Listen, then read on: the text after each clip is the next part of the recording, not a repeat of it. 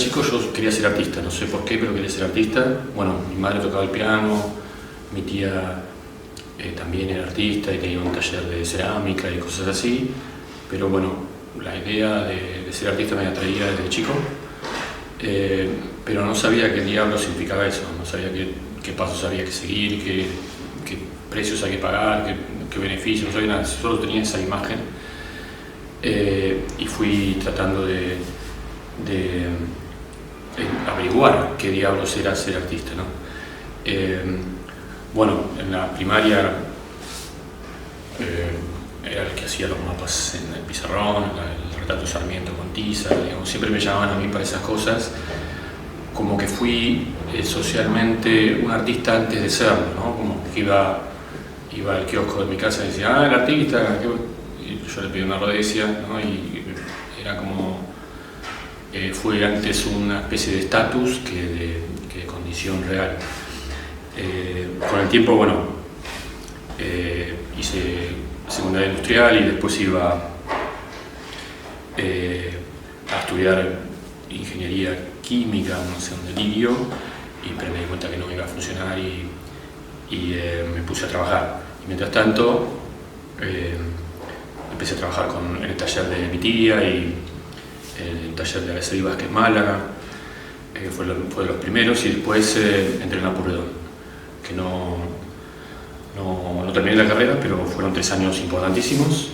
De ahí conocí a muchos de los integrantes del grupo La X, que fue uno de los primeros pasos de carrera, digamos, profesionales que tuvimos, muchos de los integrantes del grupo. Y bueno, y ahí sí.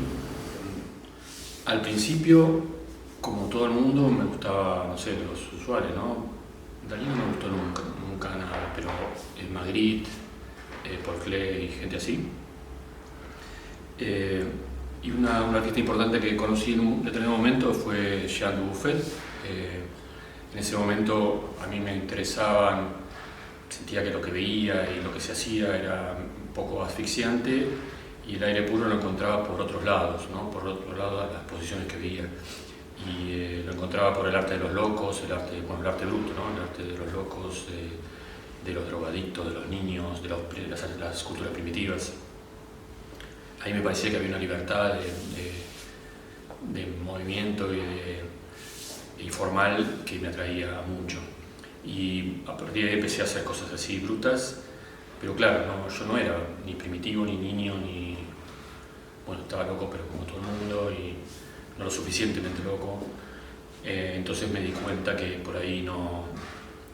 era ficticio, era como una ilusión ser primitivo, ser ingenuo, porque yo era medianamente culto, vivía en la ciudad, no sé, como que las condiciones eran ajenas a mí. Y lo que de alguna manera me reconcilió con mi cultura, me reconcilió con mi estar, digamos, con mi estado de cosas, fue la ciudad. Y bueno, algún día habría que escribir la influencia del colectivo en el arte argentino, ¿no? Porque pasamos muchas horas en el bondi y por ejemplo Sergio Abelo siempre decía que era importantísimo para él lo que veía desde la ventana de los colectivos, ¿no? Y para mí también fue, ¿no? Estar así horas viajando y mirar por la ventana y ver esta arquitectura porteña en principio. Y obviamente viví siempre en esta ciudad, algo muy importante para mí, y es esas fachadas ornamentadas o puras o lo que fuere, pero que son fachadas, no hay volumen, ¿no? Es como una especie de telón donde el arquitecto desplegaba todos sus conocimientos, su libido, de lo que fuere, en unos metros cuadrados planos, ¿no? Todo eso fue importante. Otra influencia en esos años importante fue la música en general, pero especialmente la música contemporánea y la música moderna. Escuchar la consagración de la primavera de Stravinsky para mí ahora es como un faro de radicalidad, ¿no? de hacer algo al extremo y de una manera muy despojada de todo lo que no sea esencial y de manera muy enfática, ¿no? Esa obra y la obra de Steve Reich, el músico minimalista norteamericano, que fue en un momento muy importante porque sentía que todo, como les decía, que estaba todo medio asfixiado, medio repetido, y el descubrir la música de Steve Reich fue importante porque era en ese momento tenía, no sé, 40 años, yo tenía 20, era alguien joven que lo estaba haciendo en ese momento, y fue realmente un impulso muy grande para seguir.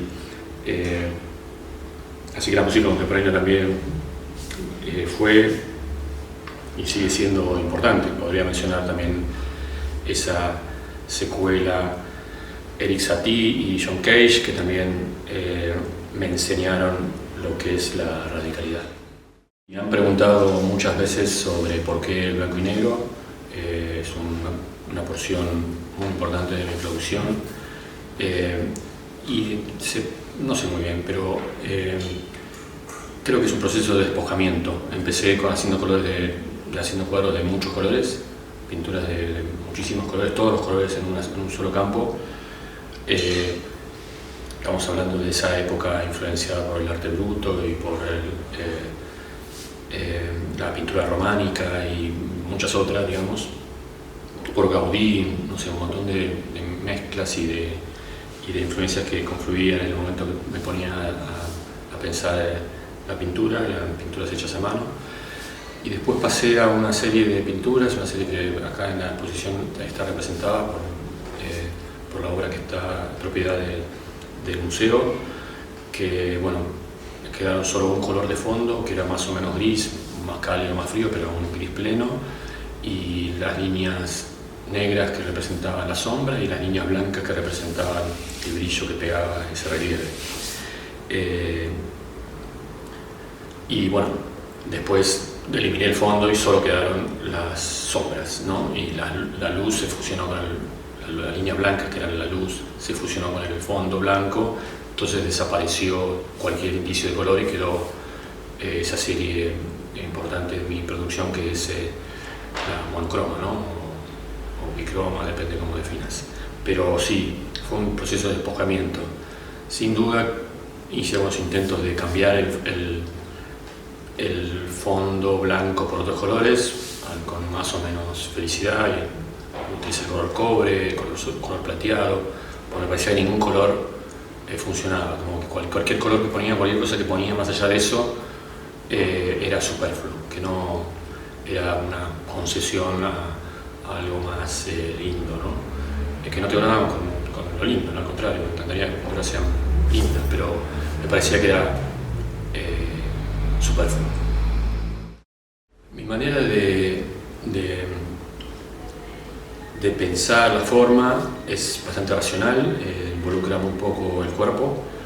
De todas maneras, después en la realización, en algunas etapas la realizaba a mano, con un pincel, tratando que sea perfecto, pero al ser a mano esa perfección era imposible y se notaba algún tipo de vibración en la realización, ¿no? En los cuadros grises que mencionaba antes también están hechos a mano, entonces esa vibración, esa tensión que hay entre la imposibilidad de hacer una línea recta y el intento de hacerlo, se ve en las telas. Después en la serie Blanco y Negro, que también empezó manualmente al principio, muy artesanalmente al principio, era un laburo de locos, meses y meses haciendo una fucking pintura. Después era tan complicado que compré una computadora y ahí empezó otra etapa de mi producción, que era poder diseñar con una mayor libertad formal, digamos, ¿no? Un repertorio formal mucho más grande, porque claro, uno puede hacer cualquier cosa en una tela con un compás y una regla, pero las curvas son mucho más lentas de hacer y las contracurvas también mucho más lentas de hacer. Entonces la computadora, el Illustrator, el programa que usé durante todos estos años, me permitió usar la curva de la misma manera que la recta. Y ahí perdí buena parte de la manualidad, del gesto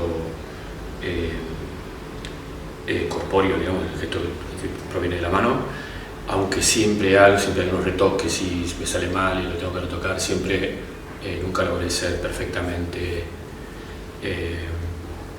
tecnológico en la producción, siempre hay una parte muy artesanal. Y con los dibujos en carbón volvió eso, ¿no? Los diseños de los dibujos, que hay uno acá en una de las salas, el diseño es perfecto porque es un programa 3D que se llama Formsita, pero después la realización es a mano, entonces otra vez vuelve esa vibración en la mano, haciendo algo difícil de hacer, mejor dicho, tedioso de hacer, ¿no? El tedio está siempre presente en la realización de mis trabajos. También me han preguntado sobre esa paciencia, si tenía que ver con algo oriental. Yo creo que no, porque a la diferencia del sumie o tantas producciones chinas o japonesas, lo mío es lo opuesto a la frescura, ¿no? Y ojalá tuviese influencia de ellos. A mí siempre me gustaron los cuadros grandes y me siguen gustando los cuadros grandes. Capaz que no me gusta Kiefer tanto, pero voy a la muestra de Kiefer contento porque sé que voy a ver cuadros de 10 metros de ancho. Y me parece que es algo que te envuelve y que se percibe no solamente con la mirada, ¿sí?, sino con todo el cuerpo, ¿no? Que tenés que moverte para ver un cuadro. Me gustan los cuadros grandes. Al ser mis trabajos de base geométrica, como todos los trabajos de base geométrica, es muy flexible para aumento de escala o lo que fuere, ¿no? Un cuadro geométrico que funciona bien en 2 metros, funciona bien en 20 metros, ¿no? Acá, en cambio, un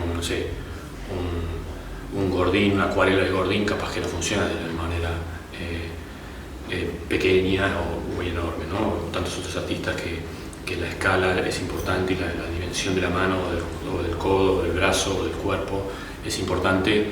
Las escalas no son tan fáciles de intercambiar, pero para mi pintura es muy natural. Y por eso naturalmente me surgieron, creo, no sé, debe haber otras razones, pero me surgieron encomiendas de trabajos en la vía pública de gran escala, que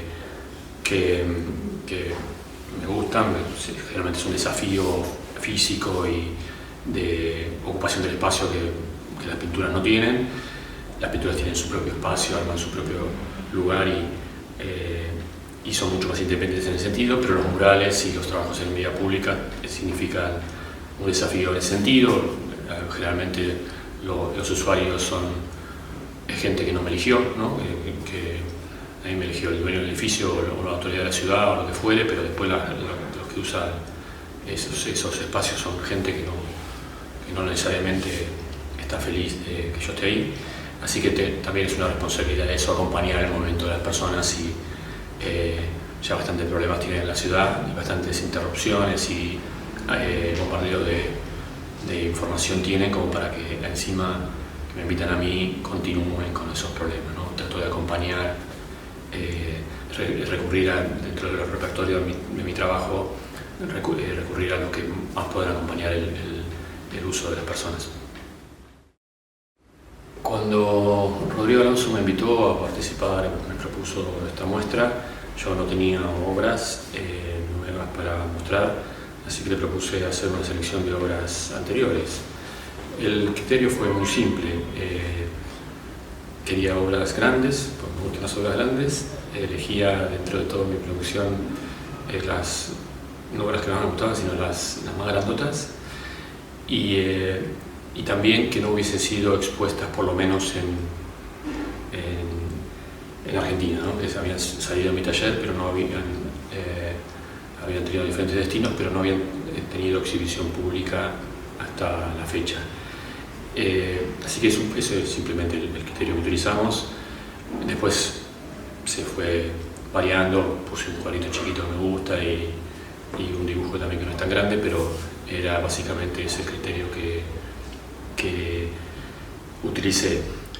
El MACBA tiene una característica, ¿no? Que está en un barrio turístico, o sea que también, además de absorber el público usual de arte contemporáneo, que en la ciudad tiene más posibilidad de que conozca mi trabajo y demás, tiene ese público que no es tan asiduo a los museos o a las galerías de arte contemporáneo, y eso está bueno. Me gustaría ver qué pasa con esa gente que no me conoce o que conoce parcialmente por algún lugar, por algún trabajo en el espacio público. Así que tengo expectativas de eso, ¿no? De cruce de públicos.